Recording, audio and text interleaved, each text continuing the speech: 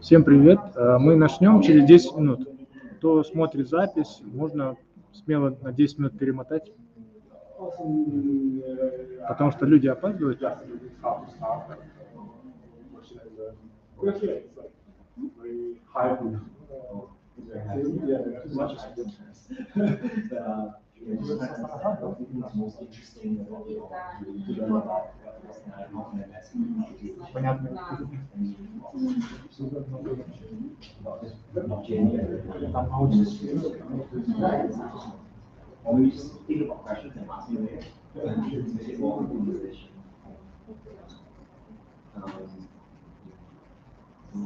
I'm just curious about what understanding because I don't know how much role is in Vietnam. I think when I first went in 2017, everyone was thinking of crypto and trading. Now I think it's a bit more because we got more experience with applications using smart contracts for still very much everything of crypto and trading is something about like this. Still got to become more experienced technology development space. So trying to understand this was the impression.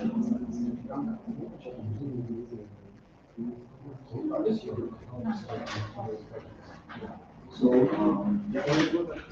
I feel that I'm on the so I'm co-founder at the engineering process. Last thing to do on putting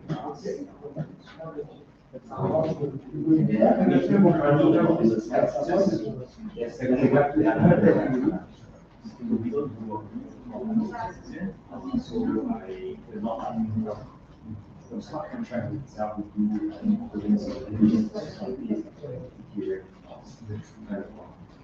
easy exchange, and then the rest is kind of extended application. That's one understanding. I feel actually yeah,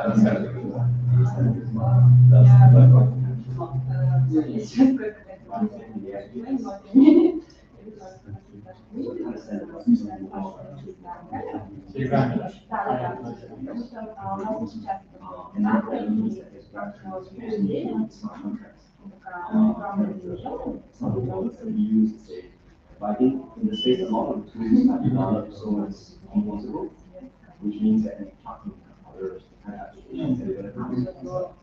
So like, take for example, like treasury. So treasury is a very small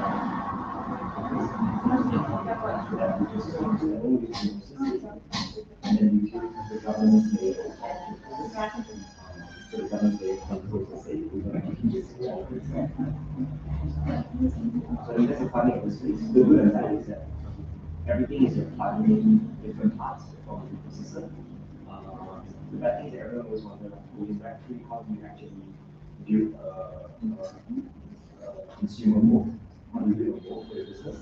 Because if you look at a lot of the tooling, it's basically all built on some other technology. And then the question is in the long term, is it defensible? I think that's the question that one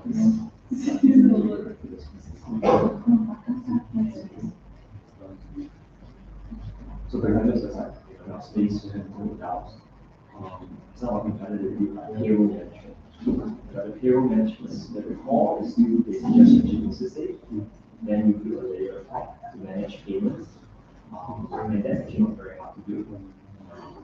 And I think that company you told that is successful, maybe just go to market. But the question about one is that it's very easy just to build your system and plug it into just take everything this way. So the question every time is talk to investors in the Web3 space. Who was a competitive mode? And it's not because they are looking for an answer, because they just don't know. Like all those companies that invest in, how exactly do you defend the business? I think interesting and unsolved problem in the Web3 space.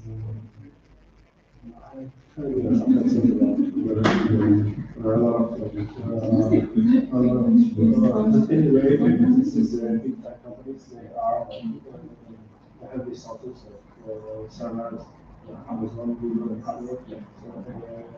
This is why it could be really decentralized in this area. Because anyway, the holders of the resources, anyway, the big companies such as Meta, Amazon, Google, they have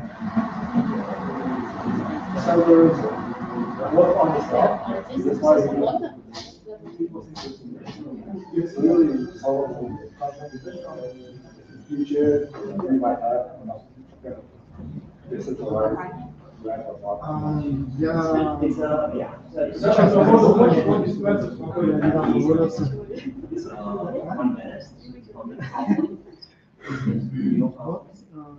Сейчас просто еще есть возможность, интересно, новая сфера.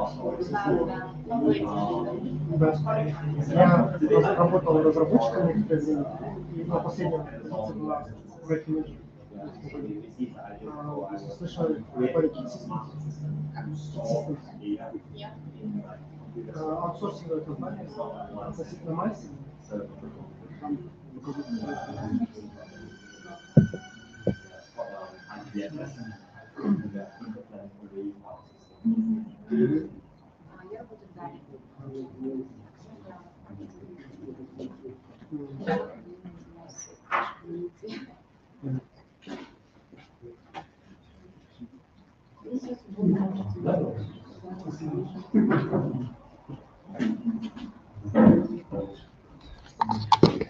Would you like extra water?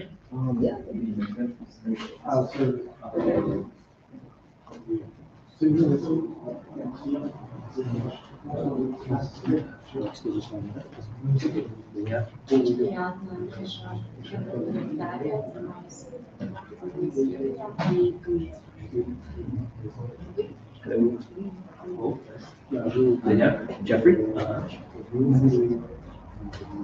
When there is usually CEO of, let's say, you have British English replicates of your project. Maybe task rabbit. Yes. So we created a mobile app for home services like buying plumbers and cleaning, etc. in our Kazakhstan. Got it. And you're operating in Almaty and Astana? Now in the but we will go other countries, Central Asia. But I exit from project. I was like a co-founder. Now I'm looking for other offers, like in South Asia, India, and Pakistan. As you're looking at the markets there, or you're looking at? I'm looking for work for others. Okay. I exit from my project. How to say? I'm working in project and business development. Okay. Yeah, Southeast Asia, the startup market there has also been booming. So like a lot of funds. So when I first went to Vietnam in 2016, I was telling them that there were maybe like very few funds and investors, maybe like I would say there are like 20 decent angel investors / funds that were actively investing there. Now it's like probably like 60, 70. And Southeast Asia, the funds have raised a lot of money. So like Sequoia just launched a Southeast Asia fund. I think it's like $800 million. And a lot of the funds in the region are like, in the last few years, $100, $200 million type funds and up, a lot of them. So it's kind of starting to, the startup ecosystem has gotten very, very vibrant. Now I have one case to research market of Bangladesh. Bangladesh, Yes. interesting. Market. Really. Yeah. I am for 2 days doing my market size. The Dhaka, the capital. Yeah, Dhaka, yeah. It's not a nice place to live in. I've been there once. But it's a lot of population, which means. Всем привет! Мы находимся в Это дар в офис, здесь дар академия, все проекты там находятся. Здесь организаторы комьюнити называют Тикозимис. Вот мы с Альшой здесь шаут, комьюнити занимаемся. Приехал Джоффри, биографию вы знаете, он вообще думает здесь открывать или нет, или не открывать такой хаб, если зависит от того, будет ли разработчиков достаточно, во-первых, кто блокчейном заинтересован, и получится ли там по регуляторике. Как бы сейчас вот, в принципе, от этого метапа тоже зависит, если будет какой-то интерес и найдет людей, может он примет решение. Сейчас вот непонятно. And so that's short intro. Please, I'm not sure what he said about me, so the tough act to follow. So maybe just a bit of my background. I also want to, it's not like a very big group, so I think it's great to have the conversation. Would love to also understand a bit people's background, understanding of the sector, and also just more generally, like how for me, I'm interested in how do we build a vibrant Web3 community in Kazakhstan. So also want to kind of get people's advice and thoughts about this. Maybe I'll just share a little bit of my background, and then I would love to poll a bit the audience to understand what's people's understanding of the space. Then I'll talk a little bit about what we do, how we see the Web3 space, why we think it's interesting and exciting. And then I want to kind of maybe have a bit more of a conversation afterwards. So ask me anything. So just a bit of my background and how I got into the Web3 space. I'm originally from Singapore. I went to the US to do my undergraduate grad school, started my career in the US. And then I worked, so I first worked in the US, then I worked in China. Then I worked a bit in, actually, weirdly enough, North Korea and South Korea, doing something very different. I was training entrepreneurs there. And then I moved to Singapore and then to Vietnam, where I'm based at the moment. And we have the core of our product and engineering team in Vietnam, basically building Poko. But maybe just in terms of the Web3 space, how I got started was that in 2012, I was basically building this nonprofit to train entrepreneurs in North Korea about what the market economy was, how you build kind of like startups. I think it's a very different environment there, right? Because they don't actually have a private economy. And there was a currency reform where the government decided that all the old currency had to be converted to the new currency, but every individual can only convert $500. So basically the government is basically trying to, in a sense, crush the entrepreneurial class in the country because they wanted to go back to the older kind of system. And so I was doing research at MIT at that point in time. So I asked my colleagues, like, oh, how do we protect the entrepreneurs? And then someone was saying, oh, we should check out this thing called Bitcoin. So this was 2012, right? At the time, no one really cared about Bitcoin. So I went to read up a lot about it, and I thought the blockchain technology was really fascinating. But I didn't believe anyone would actually buy Bitcoin. So unfortunately, if you ask me, I didn't buy Bitcoin at that point in time, which was kind of sad. But even though I didn't do anything at that point in time, it really stuck with me, the idea of the blockchain. So in 2017, I joined a team with operating out of the National University of Singapore, and we built this protocol called Zilliqa. So it's a competitor to Ethereum, a high throughput kind of smart contract platform. And we got it up to like a $2-3 billion coin cap. And then on the protocol, I helped the team set up an exchange. We sold the exchange to Binance later. It wasn't honestly the most successful exchange. And then I moved on to do a lot of work on the regulatory space with the World Economic Forum in terms of how do we think about and build a safer and better Web3 environment. Because when you're dealing financial products, you want to make sure that people don't get hurt by by the consequences of the product. So that's a bit of my background in terms of the Web3 space. Maybe I just want to just get a sense from the audience. Most people here, like, are your engineers, are your startups? Like, I guess who here is working for a startup? 1, 2, okay. So most of you, okay, 2 of you, looks like you're in gaming. Who here is working for, I guess, like a big tech company?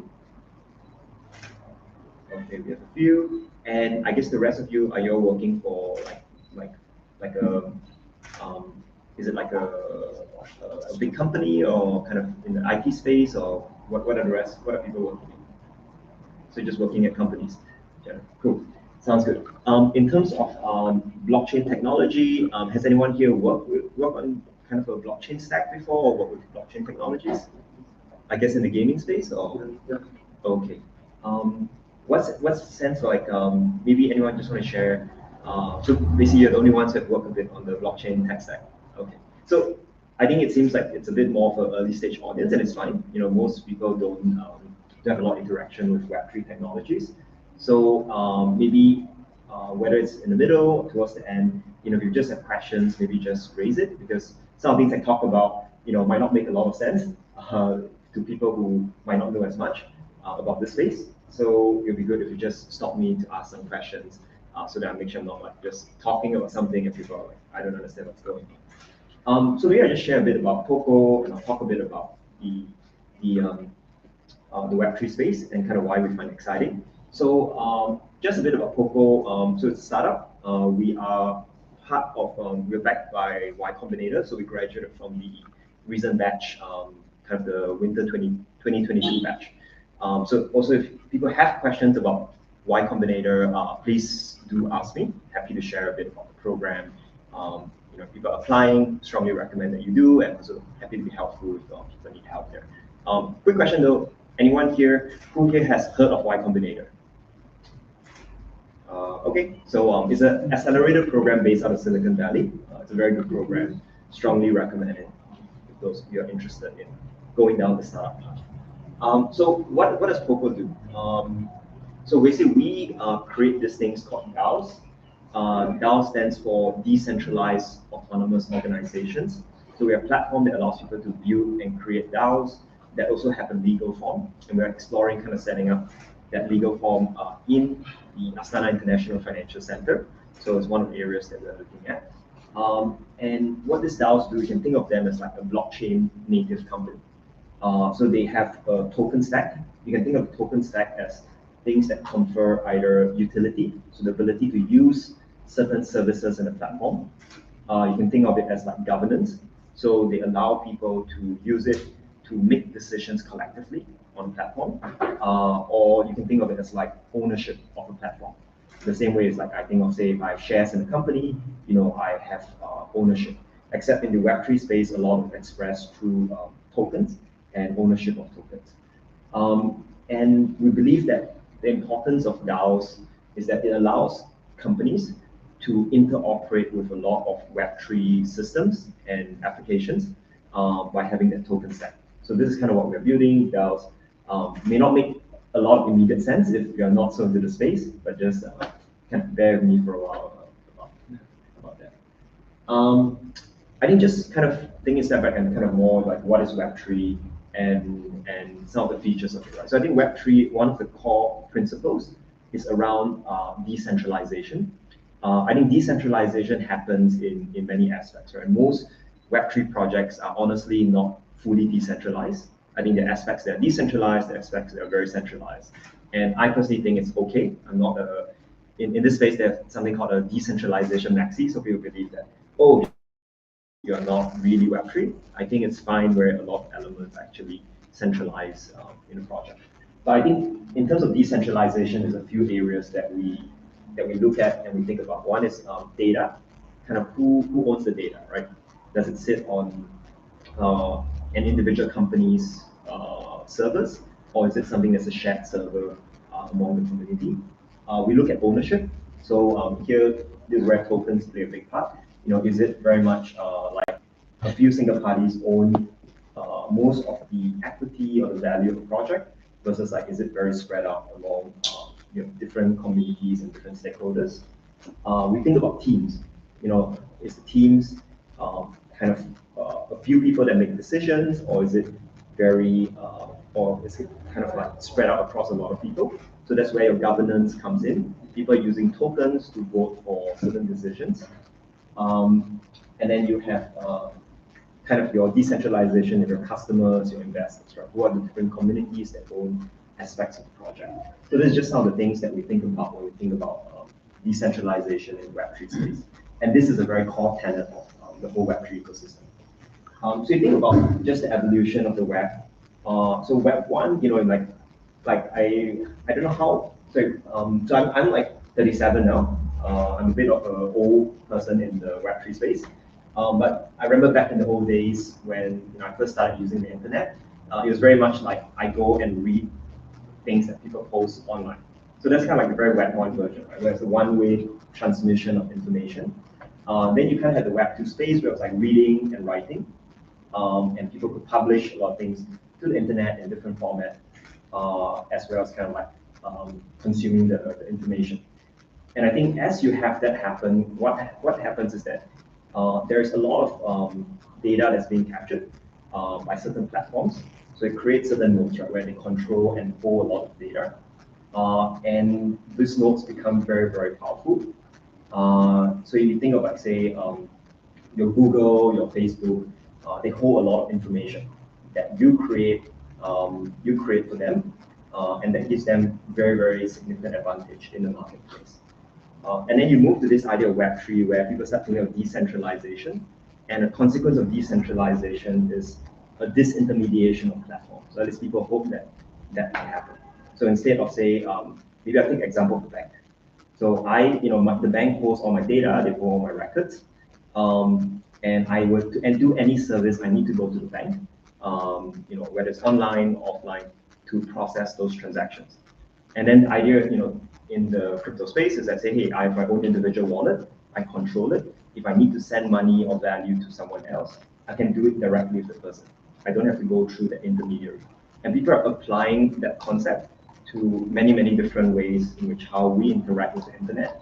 And collectively, that is what people think of as Web 3.0, or what people believe the internet will evolve into in its next version. So just kind of a bit of the evolution of Web 3. And I think what else is Web 3 about?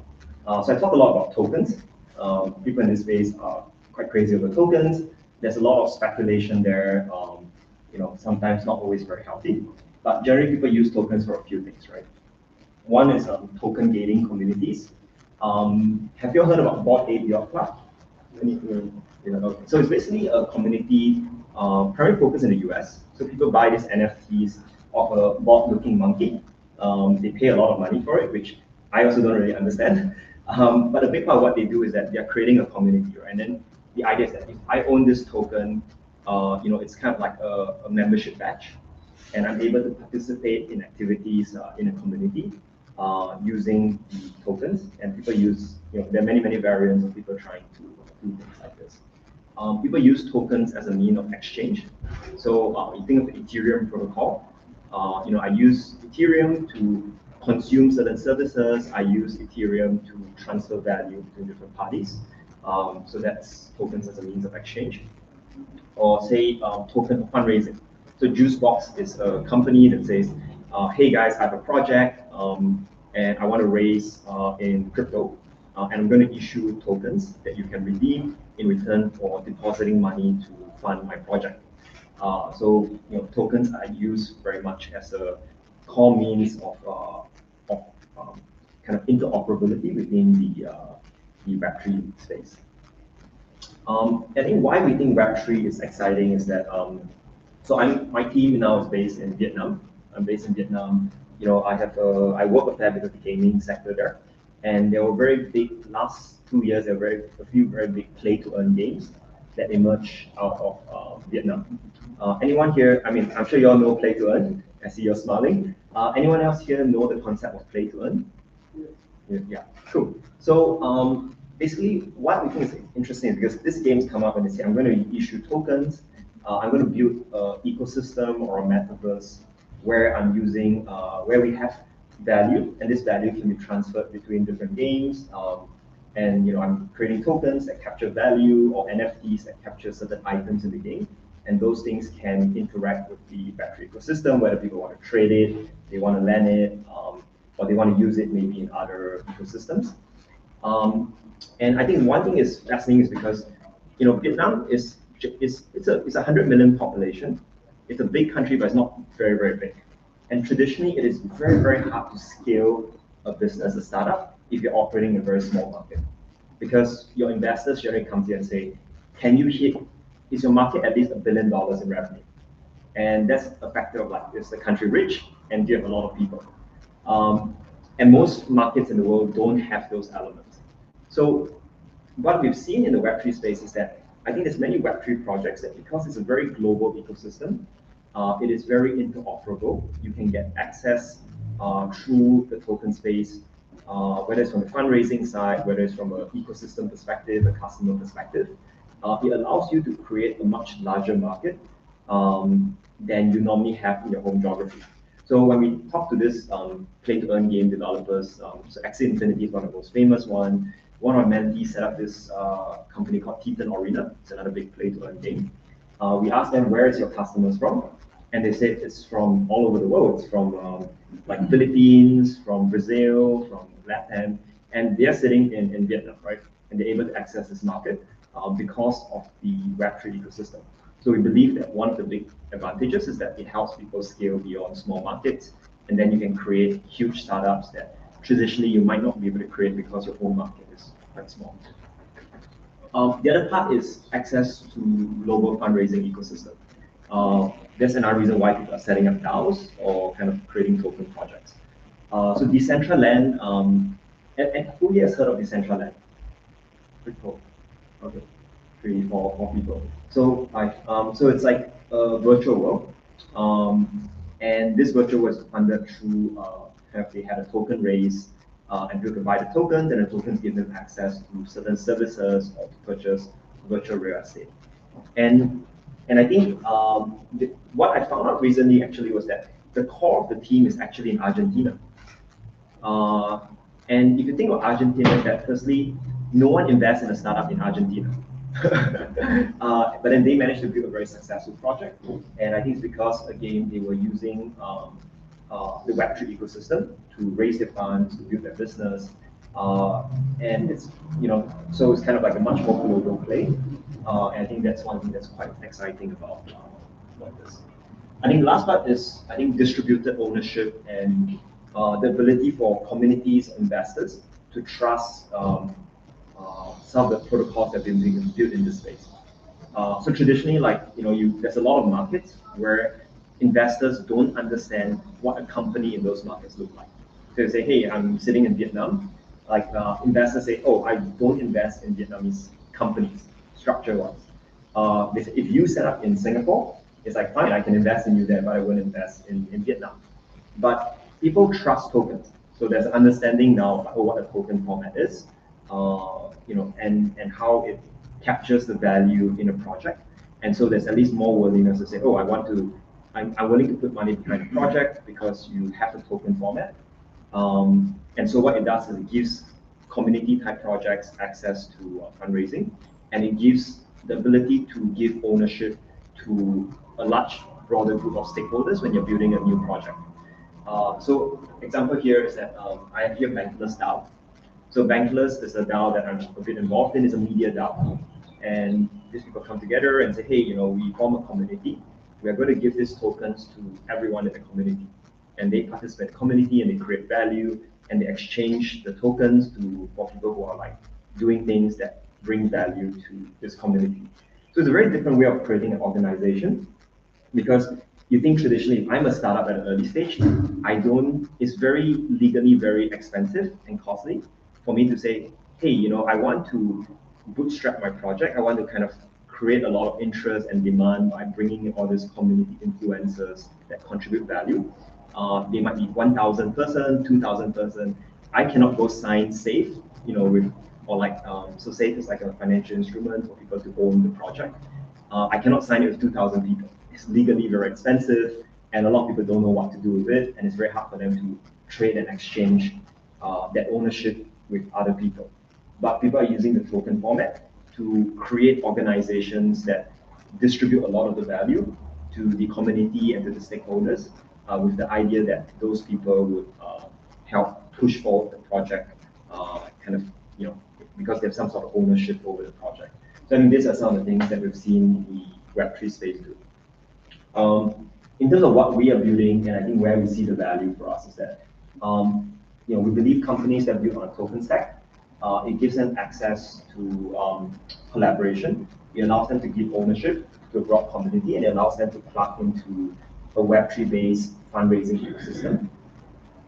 Governance, I think, is increasingly important. So we create a lot of this thing called investment DAOs, and this is where people need to jointly make decisions around where they'll invest, what they'll buy, and to make sure that they have some protections. So governance matters to them, and they use tokens to vote on different projects or different decisions.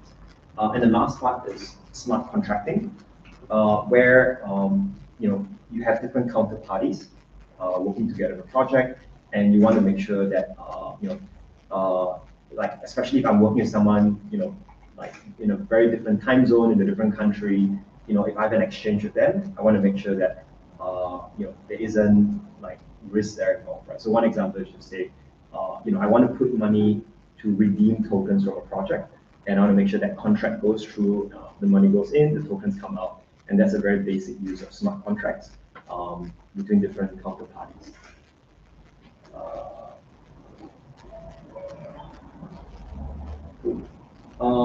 I think in terms of use cases we've seen, I think one of the big usage of the DAOs that we're creating is investors building investment DAOs. So they're buying into equity in startup, they're buying into tokens offered by startup. Some creators who are using DAOs to fundraise for their projects. And then you also have a lot of like startups or engineers who are building kind of like, often they have a team that's quite global, or they have a customer base that's quite global, and they are kind of building their company as a DAO to do contracting with different parties in different areas. Yeah, and I think I want to kind of move a bit more to the discussion, the Q&A side of things. I think for us, one of the key interests we have in Kazakhstan is that we're doing a few projects here on how do we create DAOs in Kazakhstan that can service the global market. And part of what we want to do for the community is to say, how do we build a Web3 engineering community here? How do we get people to understand the space, engage with the space? And I think that's one area that I would love to get feedback from people like you, who are from the community and can share a little bit about where they see as some of the key things that we can do or other people can do to help promote Web3 engineering in Kazakhstan. Yeah, so I want to pause here a little bit. Do people have questions? If not, I would love to ask some questions to the audience. Yeah, so maybe any questions? I have one question. Yeah. Could you please tell us about CTO? So it's like a IPO, right? But about the tokens. The ICO. ICO, but CTO. STO, sorry. STO, yes. Security token offerings. Yes. Yeah. So first thing, everyone here has heard the term ICO or STO? Who hasn't heard about those terms? Okay, so see a few people. So back in 2017, 2018, when I was building the protocol for Zilliqa, there was a period where ICOs was very big. So ICO stands for an initial coin offering. And so you think of like, say, I'm building a new project, and my project has tokens. The tokens have some purpose. And I'm going out and telling people, say, hey, can you put money in, and in return, I will sell you these coins, and you can use these coins for what you're doing. So that's a fundraising tool that's been used a lot. I think there is some things that the space have not done very well, 2017, 2018. One is that many teams, they raise a lot of money, and then after that, there's no incentive to do anything. And I think that's not good for investors, right? So that's where governance comes in a little bit more, where people are more strict around like how those people raise money, how they can use the funds, and to make sure that there's some gating so that they don't just go out and say, oh, I've raised $10 million, I'm going to just sit on a beach and not do anything, or don't deliver on the project, or I lose. And one important thing is like when we also, I feel we made some of that mistakes, where we had raised initially, I think 20 million, and then we got up to a $3 billion coin cap. But the challenge was, we delivered on what we're doing, but we lost the discipline, right? Because when you raise a lot of money and you don't have product market fit yet, then you start spending on things that don't make sense. So for example, we started building our own programming language, which is very expensive, very hard to push. But we don't have the discipline, right? Because if you have a small amount of money and you know to raise your next amount, you need to hit certain revenue goals or user goals, it changes, it makes you very focused. So I think that was one of the mistakes we did. But then there's the initial coin offering stage, right? So people are issuing these coins to basically raise funds. In the same way, if I set up a startup, I'm selling equity in return for funds that help me build my business. So STO, security token offerings, is because it came about because a lot of you realize like, oh, all these coins for many projects almost mimic like I'm buying shares in a company. So securities have a regulatory framework around it. And so the STO means it's kind of more regulatory kind of perspective on it, where you say, hey, what you're selling as a coin is actually a security, and there are regulations around securities. So I think the good and bad is that as a security, you know what you get as an investor. There are certain rights enshrined. If I own a share in a company, I know I have certain protections from a legal perspective. The downside is that there is a lot of regulations around the selling of securities.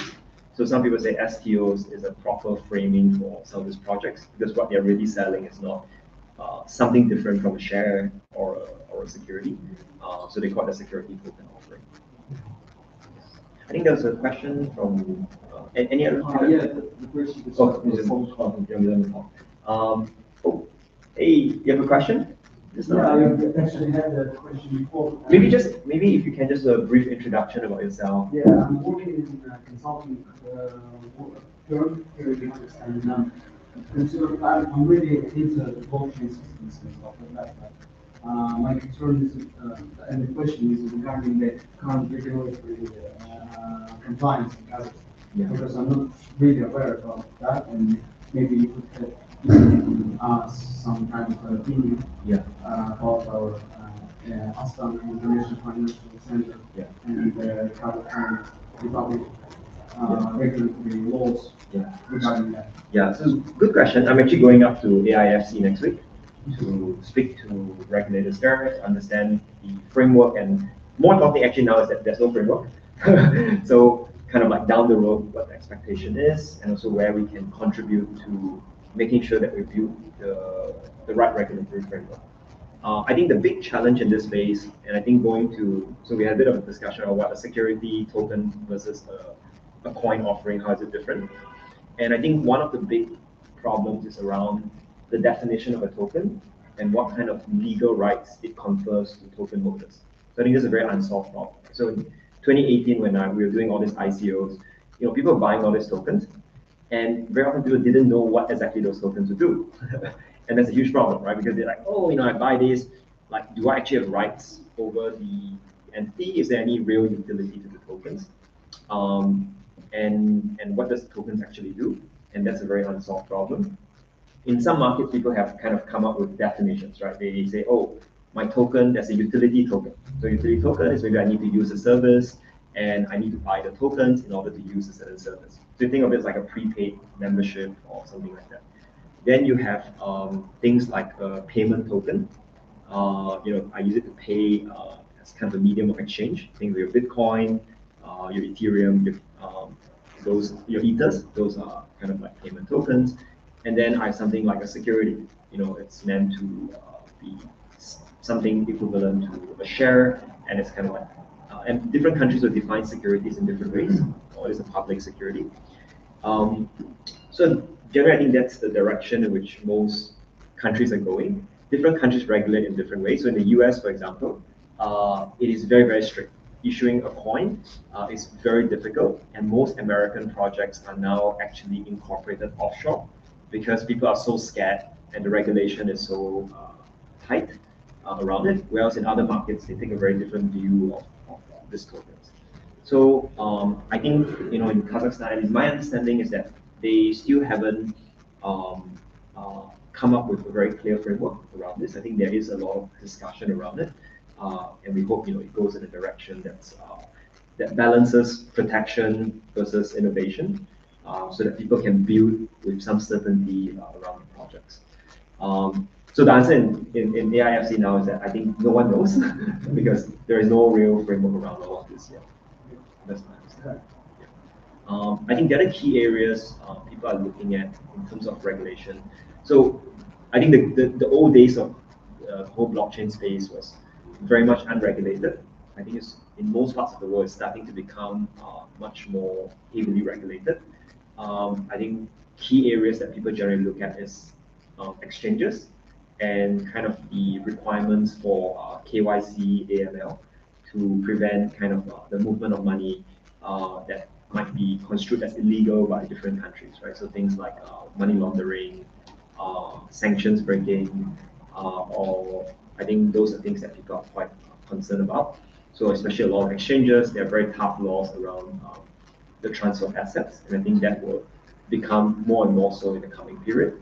I think the last part in terms of regulation, as you look at the market today, so who here trades crypto? I think on a daily basis, Just generally, like, have you bought? Who here has not bought crypto in their life? 1, 2, 3, 4. Okay, quite a few people. So that's in some way good. So there's a lot of projects now that were built, especially in the DeFi space, decentralized finance. So they're basically building financial instruments using blockchain. And there are quite a few projects that have collapsed recently because they were built on kind of very risky kind of trading behaviors. And I think that is going to prompt a new wave of regulation because regulators are going to say that, you have retail investors buying into all these projects, and there is a risk to investors. And when investors lose money, they get very angry. So they will go complain to their governments. So I think that's one area where regulation will increasingly come into this space. Also ask one question. Sorry, what's your name and a bit of background? So my name is Damir. I was working as an IT project manager, and I'm just interested in Web3 technologies, blockchain technologies. So my question is mainly, in my understanding, Web3 is more about like decentralization, more about freedom, and having the data, owning your own data. And one thing that I don't really understand is how regulations from a country, from government can help develop these. Because in my kind of view, they kind of seem like opposite sides. Yeah. Yes. Yeah, so I think that's a huge debate in the community, right? Like once you have regulation, then you have points of centralization. And I think you have different camps in this industry, right? People believe like, I want to go all out decentralization. And then people say like, okay, it's like some points it's like, it's fine, you have to interact with centralized system because that's the reality of the world, right? It's messy. At least for me personally, and for our company, we are more like in the middle. We accept there are parts where you have to have centralization. So as example, when I build a startup, right, I don't expect from day one, I'm going to have 1,000 people making decisions for a startup. It's very difficult, right? I need to move fast. I need to make decisions fast. I need to take certain risks with my decision making. And the moment I have 1,000 people, you have politics, you have very slow decision making. And that's our view, right? So when we think about the DAOs that we create, we believe that it will be somewhat centralized because people have to make decisions quickly. There are other people who disagree and say, hey, the whole point of this DAO is it should be perfectly decentralized. And I think it's fine. There are different kinds of organizations people do. To the point about regulations and the blockchain space, I think there will be elements where people say, hey, I want everything to be decentralized, and I'm going to build a system around it that is fully decentralized. And then there will be people who say, hey, there are benefits that doesn't require full decentralization, or aspects that are partially decentralized and bring value. So for me, when I look at this token space, right, I said, we need some form of regulation because regulation often comes from kind of a failure, right? A failure of the system. So a lot of the financial regulation that exists today that doesn't exist in the blockchain space for the financial products that are being created came about because something happened in the past. So if you go back to like 2007, there was a global financial crisis that came about because of very risky and very highly leveraged, so a lot of borrowing in the financial ecosystem. And then after that, there came a bunch of regulations. Some of it makes sense, some of it doesn't make sense, but then it was a reaction to something that happened. And I believe in the blockchain space is the same thing, right? Like a lot of consumers, you go back 5 months ago, people had invested in you know Terra? It's with Terra. So Terra is a very big like stablecoin project. And all the people then were like, oh, you know, perfectly decentralized, you know, screw the government, I don't care. Then now it's collapsed. A lot of those same investors saying like, the government should protect us, you know, like why did they not prevent something like this? So I think it's to kind of keep in mind a bit the historical elements of regulation. And I believe there will be some need for it, right? But it doesn't mean that decentralization entirely will go away, because you think of the token structure. For me, one benefit I see is that it is interoperable across different markets. You know, so I can port my tokens to different markets to trade it. But if I think of, I go to the stock market, if I'm listed in the Singapore Stock Exchange, it is not the simplest thing for me to start taking all my equity from there and then go port it into maybe the Hong Kong Stock Exchange, right? So there is still elements of decentralization, even though you are working with a lot of regulated system if you bring it to different markets. So I believe there will be a mix of centralized and decentralized system, but you know there are technologies and people believe that everything should be decentralized. Yeah. So I think going back to Terra, you know, I think so how much who here follows the Terra like situation very close? Oh, who has not heard about the Terra Luna collapse? Okay, sorry. So basically what happened was that this guy, disclaimer, so the two co-founders, one of them was my classmate in university. So they built a $40 billion stablecoin project. So what is a stablecoin is to say, hey, I'm going to create a coin that you can use in this space that's the equivalent of a US dollar. So, and then the way they do it is that I use an algorithm to manage a basket of assets that I buy and sell so that I can maintain the dollar value, my token value to the US dollar. So you think of, if I'm a central bank, you know, I will trade different currencies so I can maintain a certain value against another asset. The problem they had was that the assets they used were, one was that, you know, they use a mix of like Bitcoin, Ethereum to back the asset, and they use their own token. And the token's value was very much predicated on people continuing to buy those tokens, which, you know, is very vulnerable to a market downturn. Right? So what happens when all your assets value drop? You know, how does it affect the peg to the US dollar? Because you cannot defend the peg, right? You have to keep selling assets to back it. The other approach to stable coins was that people say, hey, I'm going to go to a bank and I'll put, if I want to issue $1 million in stable coin, I will put $1 million in the bank, and for each dollar I have in the bank, I will issue $1 of stable coin. So that's a different way of kind of managing stable coins. So the probably the latter approach is that it is centralized, right? So the fear is that, oh, you know, what if the US government today say, hey, I don't like what you're doing, you know, you have $1 million in a bank, I go after the bank. And I say, why are you allowing your customer to do this? So I suspect for Terra, when they're thinking about it, they made a few problems with the architecture of the system. They said, I want to back it with a lot of like Bitcoin, Ethereum, decentralized currencies. And I suspect the trade-off for them was that, so the mistake was that those currencies, when you have a downturn, as you have now in the market, you know, then you cannot defend your peg because you lose a lot of value. And this assets they're using to back it is very volatile.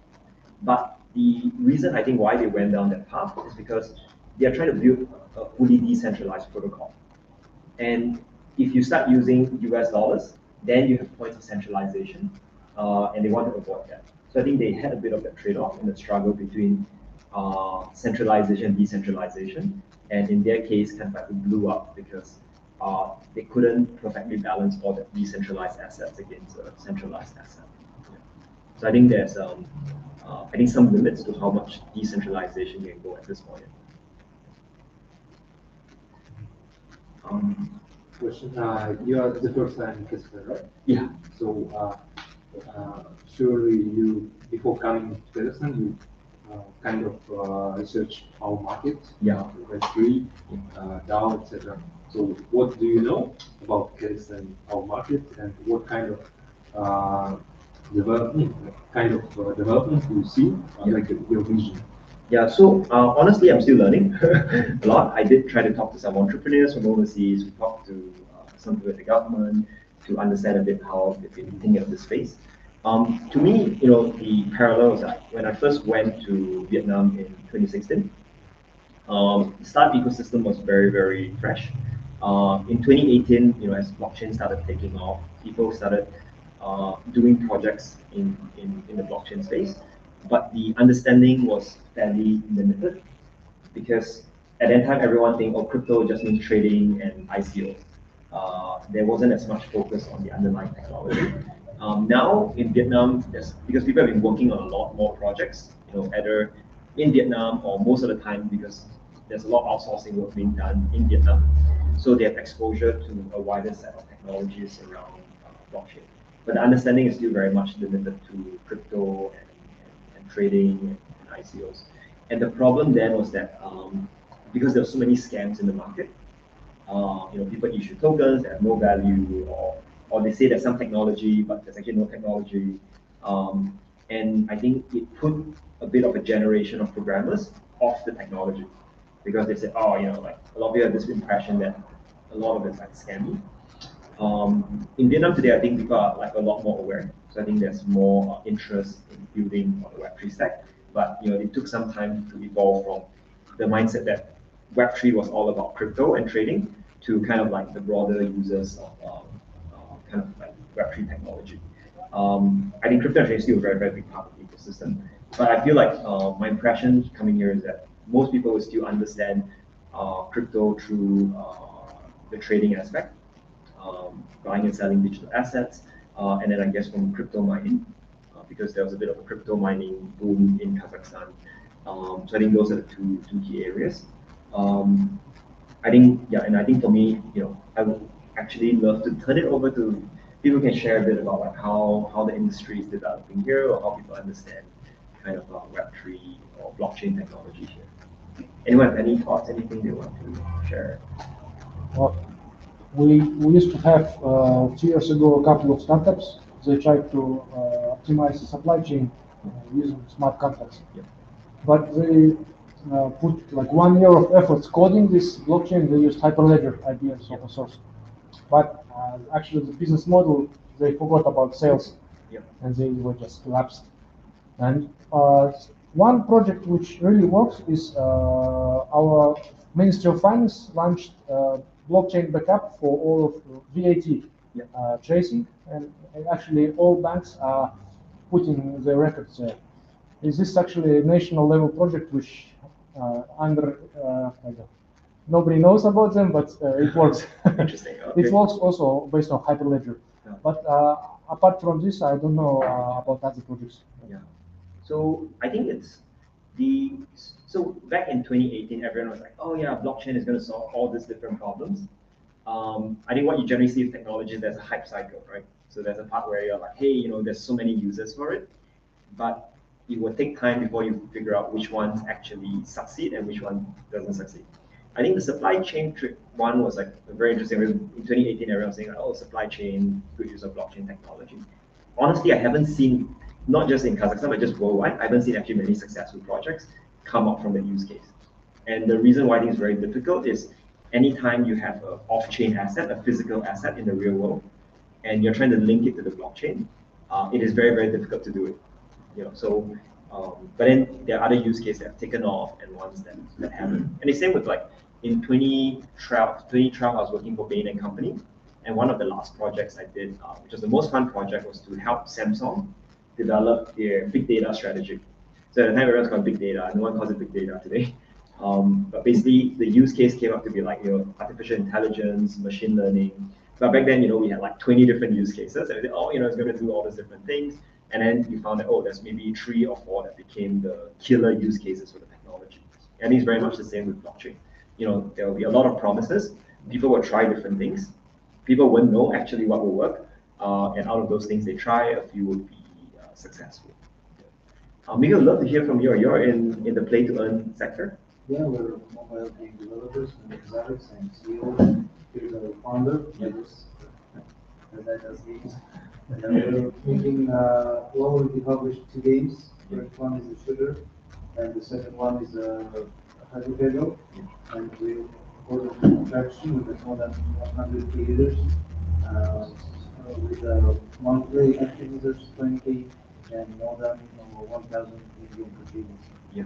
How do you use kind of blockchain technology, or do you use blockchain technology in this case? Yes, we use it. All the players just download the game. All our games are free. Yep. One of our advantages. And we got 2 points. One is governance, and second is inflation token. So before the withdrawing your tokens, it's just a pretty simple game. You just accumulate your tokens, and that's all. Yeah. Okay. We can show you a little bit later. Yeah. Also, we plan to make most of guys tired of the metaverse word. That's why we call it ecosystem of the games. Yeah. But we plan to make something like Steam in a mobile blockchain game. For example, if you're a game developer and you would like to include the blockchain in your game, we plan to make an SDK for you, and you just apply it and join to our ecosystem. So your tokens are kind of like, is it like NFTs that represent in-game items? We plan to make an NFT marketplace. Also, all the NFTs are utility tokens. For example, if you bought a skin of your character in one game, you can use it in a whole ecosystem if it is feasible. Yeah. Okay. Yeah. So you're in this sector here. Is there like a Web3 or blockchain community in Almaty? In Almaty, it's really poor. Just a Early few days. guys, and some of these parties come from Astana, Yeah. in Sultan. A few days ago, we participated in a blockchain battle. Yeah. Unfortunately, we didn't win, but there are lots of projects. We've been about 15 projects battling for those money, and they're quite good. Got it. Okay. And most of those projects are in Almaty, in Astana, or 2 cities. both cities. Okay. So it's fairly distributed in terms of the teams. Okay. Interesting. Yeah. So in your view, what do you think is needed to, I think, get people more active in this space? What would help the ecosystem the most? For example, such meetups like this, it's not, for example, we're about 20 people here, and we will tell another 20 people, and it will grow month after month. Yeah, thanks for organizing, Oscar. So need more of these sessions. Yeah. So maybe just maybe any other questions? Anyone has the last question? I'm Bashar, engineering. Okay. Yeah. You mentioned a lot about different regulations in different countries. Yeah. So I'm curious, if starting a Web3 startup in each country is preferable to register the company? Yeah. Should it be Kazakhstan, or it's better to focus and register a company, for example, in Delaware, like other companies, not Web3? Yeah. They do. So it's a very good question. It's a very complicated question because so regulation is the most boring part of doing a technology business, but in this space, it's increasingly become regulated. I can tell you what's happening today, and I think where things will go. Right. Currently, most Web3 startups. So in the past, they used to mostly set up in Singapore. Then I think Switzerland, Delaware, Cayman, BVI. Those were some of the major hubs. Then now it's slowly moving to Cayman, BVI, and Switzerland and Dubai. So Dubai has emerged as kind of a big space because the government there is very, very supportive, and it's a very international hub. So people trust Dubai. You get access to banking. You get easy access to set up. You get access to residency. So we've seen a lot of projects starting to migrate to Dubai. Generally, what people look for in the jurisdictions is a few things. One is around basically it's a very global field, right? So people want somewhere where people trust the jurisdiction. You know, I know if I invest in Singapore, I understand what a Singapore company is.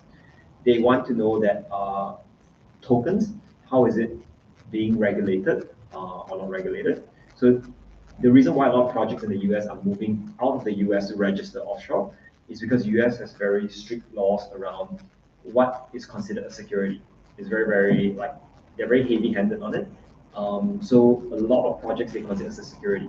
And in US, if you are considered security, there is a lot of compliance that you have to do to make it very expensive to launch a project. So a lot of you in the space spend tons of money on lawyers, which is not very productive, right? You know, as a startup, you don't want to spend $50,000 on your lawyer, but that's what you have to do in the US. So they'll be moving off to like BVI, Cayman. They are not ideal jurisdictions for a number of reasons. BVI, they don't have the right structures for token projects. I'm going to a lot of like legal details, so maybe not the most fascinating stuff. But I mean, with things like say they don't have, so like people set in Cayman because it's a foundation structure. So foundation means that I don't have to register a owner, a shareholder in the entity. And a lot of Americans don't want to have a shareholder in the entity because once you have a shareholder, then if you say like one American, then it's treated as a US entity in terms of taxation, from taxation perspective. So there's all this kind of different complications. Short answer is that a lot of projects I think are moving to Dubai. Switzerland is still seen as a very friendly jurisdiction, but very expensive for a setup. What we would love to do is we are working with the Astana International Financial Center, and we're trying to see can we help put in place a good framework for setting up DAOs in AIFC. I think one of the biggest challenge we see at the moment is that because they haven't seen a lot of businesses that are very global from all these different parts of the world setting up in AIFC, and because of that, I think the process is not very smooth. So most of you who go to AIFC tend to have a physical presence in Kazakhstan, but a lot of these projects are very global. So people are not going to fly to AIFC to go figure out their banking, their registration. So there needs to be a process that's actually more easier for them to do it. And then on top of that, there needs to be a proper regulatory framework that is, in a sense, viewed and meant to be suitable to like the creation of this kind of DAOs or token projects. Currently, I think it's okay, more from the sense that there isn't regulation, but it creates a lot of uncertainty. I think two is that there isn't the branding, because if you are a Web3 investor, right, there's still a little bit of like, hey, what is AIFC? Like, you know, I don't know much about it. But if you say, oh, I'm registered in Singapore or BVI, you're like, okay, I understand what a BVI entity is, and I'm very used to registering companies there. So I think that's some of the challenges that people face. And if you're raising internationally, investors will ask you this kind of questions, and people need to be able to explain kind of their choice of a legal setup. Cool. Maybe just some ways to stay in touch. You know, I think for us over time, one is we want to get feedback. So things that are useful for the community. You know, as we try to engage and grow it. Suggestions, please reach out to us. We have a mailing list and a Discord server. You can find it on our website, Poko.fund. Follow us on Twitter, LinkedIn, at Poko.fund, at Poko.fund. You know, love to engage in discussions, or you can just email me. I'm Geoffrey.